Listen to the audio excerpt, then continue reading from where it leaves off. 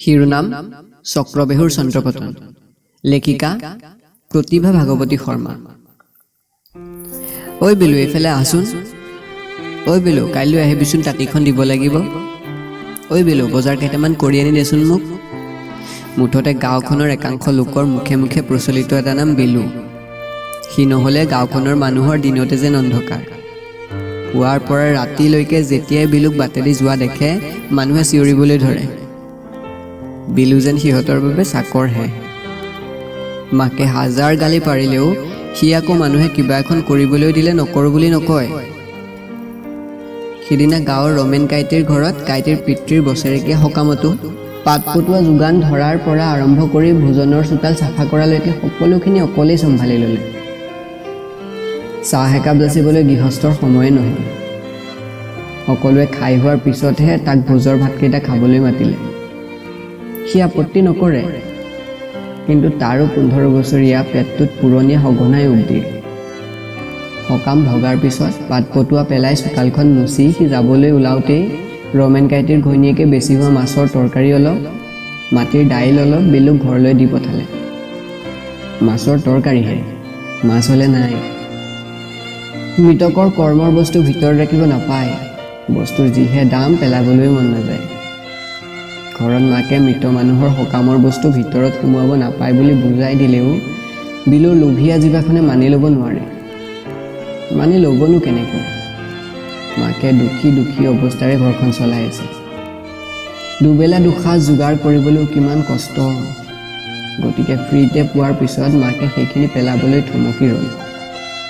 কম কষ্টখন কৰিনো মাকজনীয়ে দুটা পেট পুহিছেনে? মুঠতে গাঁওখনৰ একাংশৰ বাবে বিলু হৈছে এটা ৰবট।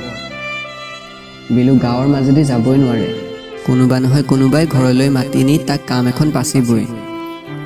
ভাদমহীয়া নামঘৰত গোপিনীৰ নাম কীৰ্তন ভাগত সেৱকীয়ে আগবঢ়োৱা প্ৰসাদৰ কলপাত কেইখন বিলুৱে যোগাৰ কৰি দিব লাগে। নামঘৰৰ আগেদি 10 বাৰ অহা যোৱা কৰি গোপিনীক গা দেখাই থকা বিলুলৈ প্ৰসাদৰ সদায় নাটনি হয়। অ' বিলু, কিনো কবি, প্ৰসাদটোলৈ নাথাকিল। গোপিনীৰ ঘৰমূৰে পাত দিব লাগে যে। বিলুৱে একো নামাতে মুখেৰে। জিভাৰে বৈ যোৱা লেলাৱতিখিনি জিভাৰে চিলিকি আঁতৰি যায়। অ' মাই, তইনো নামঘৰলৈ কিয় নাযাৱ? নামঘৰত যে ঢেৰ বস্তু খুৱায়। তয়ো যাবিচোন, তেতিয়া ময়ো খাবলৈ পাম ন মাই। মোৰ যে জিভা পানী ওলাই থাকে অ'।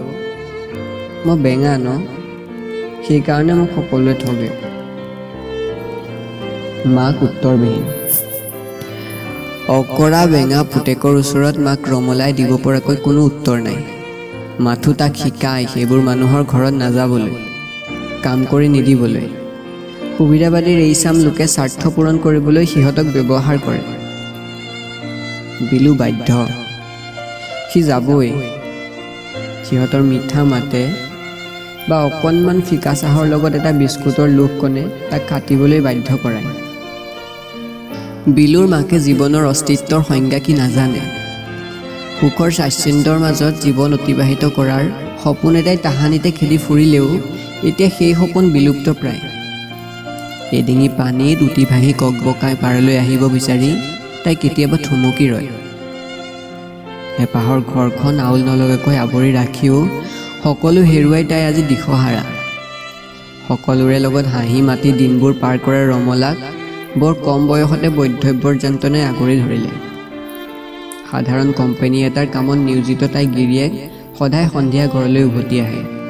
হাতত লৈ আহে তাই ভালপোৱা জালমুড়ি, আকৌ কেতিয়াবা বেচনৰ পকৰি। সন্ধিয়া দুয়োটাই জুহালৰ ওচৰত বহি চেকনিত চাহপাত অকণ দি কেটলিটোত বকবকাই উতলি থকা পানীকণ বাতি দুটাত ঢালি পকৰি বা জালমুড়িৰ সোৱাদ লয়। ভাত ৰান্ধি ৰান্ধি সুখ দুখৰ কথা পাতে, ভৱিষ্যতৰ সপোন দেখে। মানুহৰ জীৱন ৰথৰ চকৰি ঘূৰি থাকে। সুখানুভূতি থমকি ৰয়, দুখৰ নৈখন বৈ আহে। হঠাৎ ৰমলাৰ জীৱনলৈ অহা নতুন খবৰটোৱে গিৰিয়েকক সীমাহীন আনন্দ দিলে।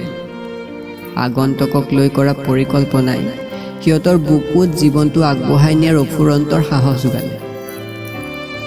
গিৰিয়েকৰ বুকুত মূৰ থৈ ৰমলাই নিশা টোপনি যাবলৈ ধৰিলে। আপোনজনৰ উমাল পৰশত তাইৰ পৃথিৱীখন হাততে পোৱা যেন অনুভৱ হ'ল। সেই পৰশ খন্তেকীয়া আছিল। মৰমৰ আবেষ্টনীত সোমাই থকা ৰমলাইৰ গিৰিয়েক সেইদিনা কামলৈ ওলাই গৈছিল। সন্ধিয়া সদায় একে সময়তে উভতি অহা মানুহজন বহু দেৰিলৈকে ঘৰলৈ উভতি নহা দেখি তাই চিন্তাত পৰিল। ৰমলাই পেটত সন্তানটো লৈ এবাৰ পদূলিলৈ এবাৰ ঘৰলৈ তাঁত বাতি কৰিবলৈ ধৰিলে। নাই, গিৰিয়েকৰ কোনো খবৰ নাই। সন্ধিয়া 7 বজাৰ বাতৰিটো গাঁৱৰ প্ৰত্যেক ঘৰৰ মানুহৰ ঘৰতে বাজি উঠে। জিলাখনত এটা ডাঙৰ বোমা বিস্ফোৰণ হৈছে। বহু লোকৰ প্ৰাণহানি হৈছে। সকলোৰে ঘৰত টিভি ৰেডিঅ'ত বাজি উঠা বাতৰিটো তাইৰ কাণত পৰিল। বুকুখন শিহৰি উঠিছে তাইৰ। আউসীৰ জোনটো লাহে লাহে নামি আহিছে। চৌদিশ অন্ধকাৰ। তমসাবৃত ধৰাত এটা টিপ চাকি লৈ ৰমলাৰ পদূলিলৈ সঘন আহযাহ। কোনো এটা জনপ্ৰাণী নাই বাটত। সকলো ভয়ত বিতত হৈ ভিতৰত সোমাই আছে। ওচৰৰ আম গছজোপাৰ পৰা ফেঁচাৰ এটা গা শিহৰি যোৱা মাত ভাহি আহিল। খন্তেকৰ বাবে নিশাৰ নিশব্দতা ভংগ হ'ল। তাই ভগৱানক কাকুতি কৰিলে। পেটৰ সন্তানটোৰ আহাৰ মুঠিলৈ চাই স্বামীৰ জীৱনটো দান দিয়া। ভগৱানে দুখীয়াৰ প্ৰাৰ্থনা নুশুনে বুলিও তাইৰ বিশ্বাস। তথাপি তাই সেই ৰঙা নদীখন হেৰুৱাব নোখোজে। বেলিটো হেন ফুটটো তাইৰ লগতে গিৰিয়েকৰ খুব প্ৰিয়। তাই ভিতৰলৈ গ'ল। ধুনীয়াকৈ কপালত পুৱাৰ বেলিটো আঁকি ল'লে। শিৰত ৰঙাকৈ দীঘলীয়া সেন্দুৰৰ আলি বান্ধিলে। গিৰিয়েক আহি পালেই তাই তাক ৰঙা নদীৰ বুকুত বান্ধি পেলাব। তাই ধুমধাম চৰুত জুই দিলে। মানুহটোৰ বৰ ভোক লাগি আহিব দেহি। ইমান সময় একো এটা খোৱা নাই। আহি পালেই হাত মুখখন ধুবলৈ দি ভাতকেইটা আটোম টোকাৰিকৈ খাবলৈ দিব লাগিব। ৰমলাৰ ভাত ৰান্ধি হ'ল। মনটো ইচাত বিচাত তাই। পদূলিলৈ ওলাই গ'ল আকৌ। সৌৱা চাইকেল লৈ দেখোন অনিল আৰু মোহন আহি আছে। তাই টিপ চাকিটোৰ পোহৰত চকামকাকৈ দেখিলে। সিহঁতে চাগৈ তিনিআলিত আড্ডা দি ঘৰলৈ উভতিছে।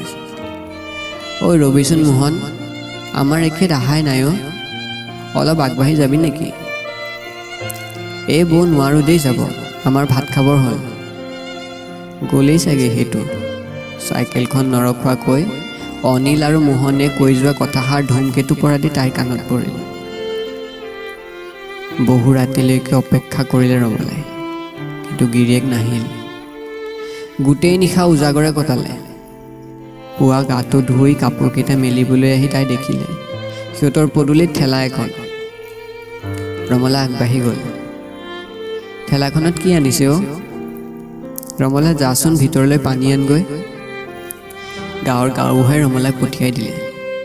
চোতালত তুলসীজোপাৰ তলত বগা কাপোৰেৰে মেৰুৱা তেজেৰে তুমৰলি বন্ধা এটা টোপোলা। ৰমলা উধাটো খাই দৌৰি আহিল। কি বস্তু খুৰাদেউ, মোৰ বৰ ভয় লাগিছে। ৰমলা, তোৰ গিৰিয়েৰ আৰু নাই। সি কালি। তাই আৰু একো শুনা নাপালে। সি তাতে মূৰ্ছা গ'ল। ওচৰৰ দুগৰাকীমানে ধৰি ধৰি ভিতৰত শুৱাই দিলে তাইক। গাঁৱৰ ৰাইজে মিলি ছিন্ন ভিন্ন দেহাটো দাহ কৰাৰ ব্যৱস্থা কৰিলে। প্ৰেতকৰ্মভাগ সকলোৰে সহায়ত যেন তেনকৈ হৈ গ'ল। চৰকাৰৰ মানুহে ঘৰত আহি খবৰ ল'লেহি। সকাম পাৰ হৈ যোৱাৰ পিছত স্ফীত উদৰেৰে তাই পেটৰ ক্ষুধা পূৰাবলৈ দুটামান কাম বিচাৰি ল'লে। গাঁওবুঢ়াৰ ঘৈণীয়েকে তাইক মাহেকীয়াকৈ কামত নিয়োগ কৰিলে। চৰকাৰৰ ঘৰৰ পৰাও প্ৰাণহানি হোৱা নিৰপৰাধী লোকৰ মৃত্যুত কেইবা লাখ টকা সাহায্য দিয়াৰ কথা ঘোষণা হ'ল। ঐ ৰমলা, ইয়াতে চহী দুটামান কৰি দেচোন। তইনো এই অৱস্থাত কি অফিচে অফিচে ঘূৰি পইচাৰ কাম কৰিবি? অফিচৰ মেৰপাক তই বুজি নাপাবি। এনেকুৱা চক্ৰবেহুৰ পৰা তই সহজে ওলাব নোৱাৰিবি।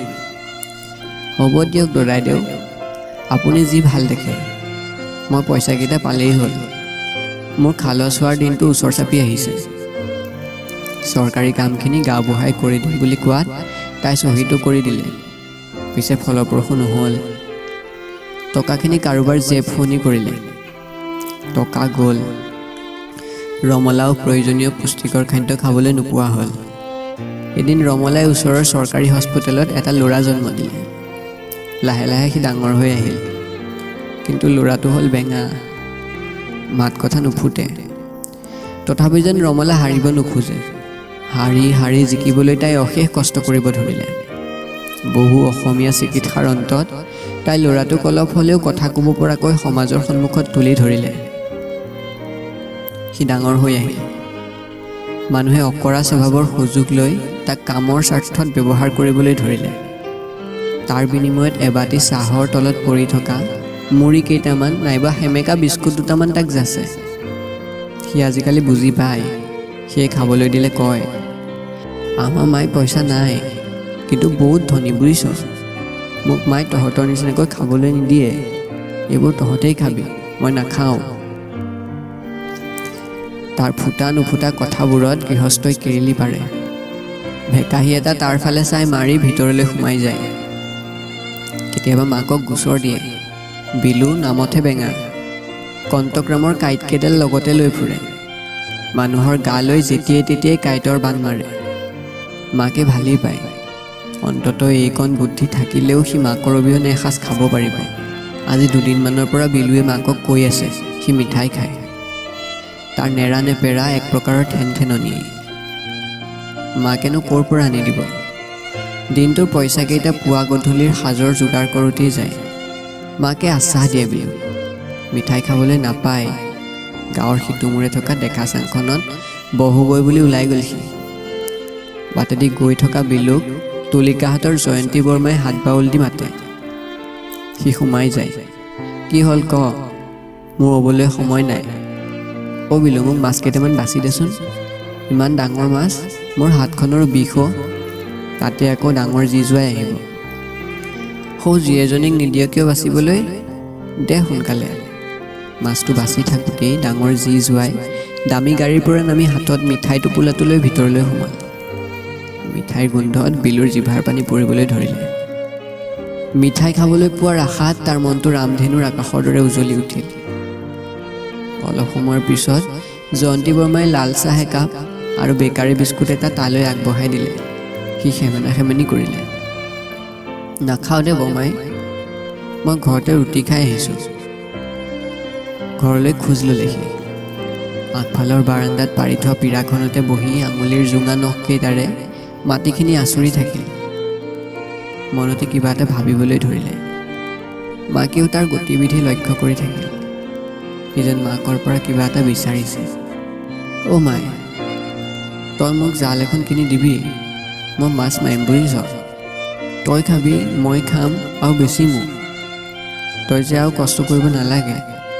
মাকে আচলেৰে চকুৰ পানী মচিলে। তাৰ কাৰণে গোটাই থোৱা পইচা কেইটামান আছিল। টেকেলিটো ভাঙি পইচাকেইটা উলিয়াই তাক এখন চিপজাল কিনি দিলে। এফালে সূৰ্যোদয়ৰ প্ৰহেলিকা, আনফালে সি হাতত চিপজাল লৈ নৈৰ ঘাটলৈ মাছ মাৰিবলৈ ৰাওনা। মাছ বেচি এতিয়া সি বহু পইচা উপাৰ্জন কৰিব পৰা হ'ল। আজিকালি বিলুৱে কেইবাটাও পুখুৰী লিজত লৈ মাছৰ ব্যৱসায় কৰি স্বনিৰ্ভৰশীল হ'বলৈ ধৰিলে। ৰমলাও লাহে লাহে বেমাৰী হৈ আহিল।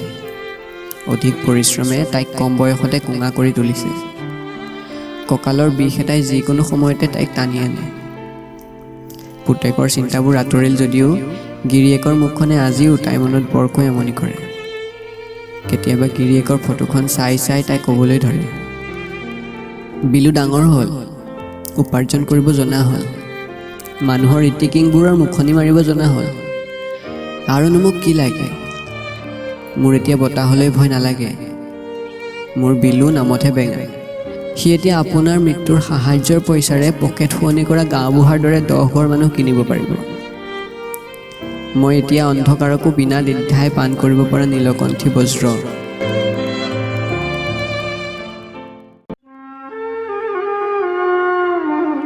আহিনৰ কহুৱাৰ দৰে ৰাস্তাৰ কাষে কাষে হালি জালি নাচি আছে। কহুৱাৰ আৰে আৰে ঘাটমাৰৰ ৰূপিলাজনীয়ে বতাহত হালি জালি দৌৰি ফুৰিছে। বিলুৱে তাইলৈ একেথৰে চাই আছে। এবাৰ চকুৱে চকুৱে পৰাত ৰূপিলা বিলুৰ ওচৰলৈ আহিল। দুয়োটাৰে 4 চকুৰ মিলন কেতিয়াবাই হৈছিল। চক্ৰবেহুৰ ভিতৰত সোমাই ওলাব পৰা জনহে সৰল বাটৰ পথিক। আন্ধাৰতো পোহৰৰ বাট বিচাৰিবি। মোকনো আৰু আইতাই কিমান চাব। পোহৰৰ বাট তোৰ সৰল মনৰ মাজত বিচাৰি পাইছোঁ। এতিয়া ঘৰলৈ যাওঁ ব'ল। ৰূপিলাৰ আৱেগখনা কথা দুয়ো হাতে হাতে ধৰি ঘৰলৈ উভতিল। অস্তাচলত সৰুজে ৰান্ধনী বিলিৰ ৰাঙলী আভা সিঁচি দিছিল। ফৰকাল আকাশে নীলাবোৰ বিলু আৰু ৰূপিলাৰ গাত সানি নতুন জীৱনৰ আদৰণি জনাইছে। ধন্যবাদ। এনেধৰণৰ আন আমোদজনক চুটিগল্পৰ বাবে আমাৰ চেনেলটো ছাবস্ক্ৰাইব কৰক আৰু বেল আইকনটো দবাই দিয়ক। আৰু আপুনিও যদি আপোনাৰ লিখনি আমাৰ লগত শ্বেয়াৰ কৰিব বিচাৰিছে তেনেহ'লে ডেছক্ৰিপশ্যন বক্সত থকা ফেচবুক নাইবা ইনষ্টাগ্ৰাম পেজত নিজৰ লিখনি নামৰে সৈতে প্ৰেৰণ কৰক।